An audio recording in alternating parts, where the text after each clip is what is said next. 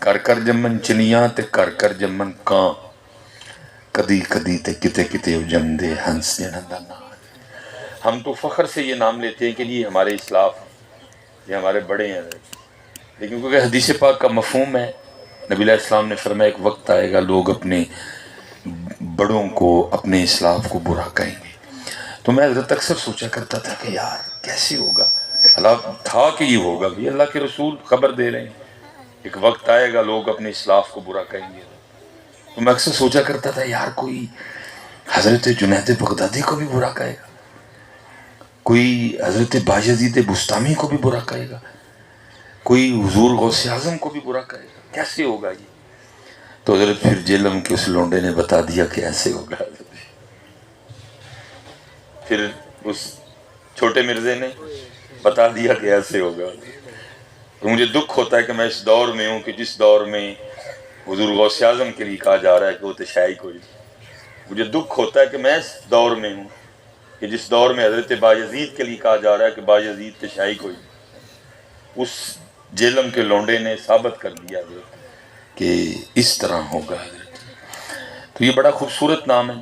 اقبال نے بھی کہا تھا ہزاروں سال نرگس اپنی بے نوری پہ روتی ہے، بڑی مشکل سے ہوتا ہے چمن میں دیدار پیدا، روز مائیں نہ بایزید پیدا کرتی ہیں نہ روز مائیں جنید پیدا کرتی ہیں، زمانے گزرتے ہیں حضرت، پھر کوئی جنید اور پھر کوئی بایزید پیدا ہوتے ہیں حضرت۔ تو یہ حضرت جنید بغدادی رحمۃ اللہ تعالی علیہ کے لیے لکھا ہے کہ وقت وصال تھا حضرت۔ تو حضرت جی لفظ بڑے سستے ہو گئے ہیں۔ میں اپنے گھر میں بیٹھ کے اگر سیالکوٹ میں ہوں تو میں اعلان سنتا ہوں، وہ آج کل سارے دے وصال ہو رہے ہیں۔ وصال تو کسی کسی کا ہوتا ہے بھیا، ہم دنیا دار تو مرتے ہیں، لیکن وہ اعلان کرنے والے سب کا ہی وصال کرا رہے ہیں۔ وصال ہے وصل سے ملاقات، تو بھئی سب کا تو نہیں نا وصال ہوتا، وصال تو کسی کسی کا ہوتا ہے، لیکن وہ اعلان کرنے والا سب کا ہی وصال کرا دیتا ہے۔ دنیا دار مرتے ہیں، اللہ والوں کا وصال ہوتا ہے۔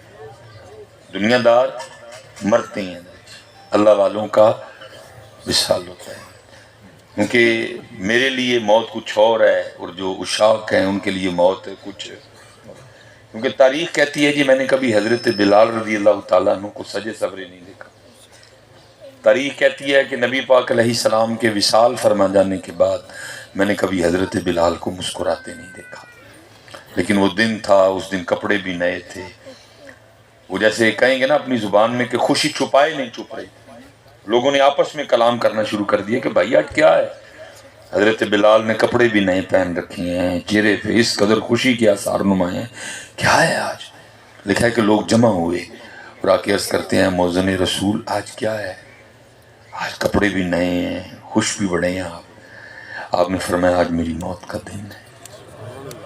لوگوں نے عرض کی حضور کوئی اپنی موت پہ بھی اتنا خوش ہوتا ہے؟ فرمایا تمہارے لیے موت ہے، میرے لیے تو ان سے ملاقات کا پیغام ہے۔ ہمارے لیے موت، ان کے لیے موت ان کا وصال ہے، لیکن اعلان کرنے والا سب کا ہی وصال کروا دیتا ہے۔ تو میں گھر میں بیٹھا کہتا ہوں یار لفظ کتنے سستے ہو گئے، جس کے لیے جو دل بولے کہہ دو۔ وصال تو نہیں سب کا، وصال تو حضرت۔ بہرحال ایک اور موضوع چھڑ جائے گا تو پھر میں نہیں اس کو ادھر ہی کلوز کروں گا۔ تو لکھا ہے کہ وقت وصال تھا، تو خاص عام سارے جمع تھے۔ ایک حدیث پاک کا مفہوم ملتا ہے کہ اگر آپ کسی ایسے شخص کے پاس ہیں نا جو جان کنی کے عالم میں ہے تو آپ اسے کلمہ تلقین کریں۔ ایک اور حدیث پاک کا مفہوم ملتا ہے کہ آپ اس کے سامنے آواز بلند پڑھیں، ہو سکتا ہے آپ کے پڑھنے سے وہ بھی پڑھ دے۔ تو حضرت جنید تو اللہ کے ولی تھے، اور جو بزرگ ہیں ان کی مجالس کے بڑے آداب ہیں۔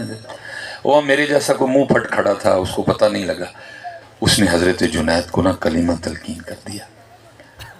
وہ کہتا ہے شیخ کا وہ لا الہ الا اللہ، آئے ذرا جواب سننا ہے۔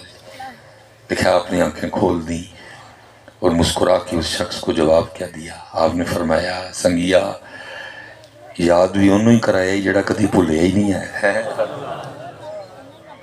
فرمایا یاد بھی انہوں ہی کرایا جڑا کدی بھولیا ہی نہیں ہے۔ میں اب حضرت جنید کے سوال سے جواب سے سوال نکال کے آپ سے پوچھتا ہوں کہ یار کتنا حضرت جنید نے یاد کیا ہوگا. اور میں حضرت صاحب بڑی دیر تلاش میرا کوئی گل ملے کہ پتہ لگے حضرت جنید نے کتنا یاد کیا. وہ پھر اللہ نے کرم کیا حضرت، میں پڑھ رہا تھا کہ حضرت جنید بغدادی رحمۃ اللہ تعالیٰ نے بیٹھے اپنا خط بنوا رہے تھے، حجام کی کرسی پہ بیٹھے نا اپنا خط بنوا رہے تھے. اس نے پہلے حضرت کی زلفیں تراشی، اس نے پھر حضرت کی داڑھی مبارک ٹھیک کی، پھر باری آئی مونچھیں ٹھیک کرنے کی. تو لکھا ہے کہ جب اس نے مونچھیں ٹھیک کرنے کے لیے وہ اس طرح یا جو کچھ بھی اس دور میں رائج تھا اس نے آپ کے ہونٹوں کے قریب کیا نا، تو لکھا ہے حضرت جنید نائی کی کرسی پر بیٹھ کر بھی اللہ کا ذکر کر رہے تھے. کیونکہ سلسلہ عالیہ قادریہ شریف جہری ذکر ہوتا ہے قادری سلسلہ، وہ کیونکہ ذکر کر رہے تھے تو ہونٹ ہل رہے تھے، تو لکھا ہے کہ اس نے نا وہ اپنا اس طرح پیچھے کر دیا اور حضرت کو عرض کرتا ہے حضور آپ ذکر کر رہے ہیں، میں نے آپ کی مونچھیں ٹھیک کرنی ہے. تو یہ اس طرح لوہے کا ہے، یہ نہیں دیکھے گا کہ لب دنیا دار کے ہیں کہ اللہ والے کے ہیں، یہ چلے گا تو یہ کاٹ دے گا. تو میری آپ سے گزارش ہے آپ تھوڑی دیر کے لیے نا ذکر کا سلسلہ روک دیں تاکہ میں آپ کی مونچھیں ٹھیک کروں. جواب سننا یار.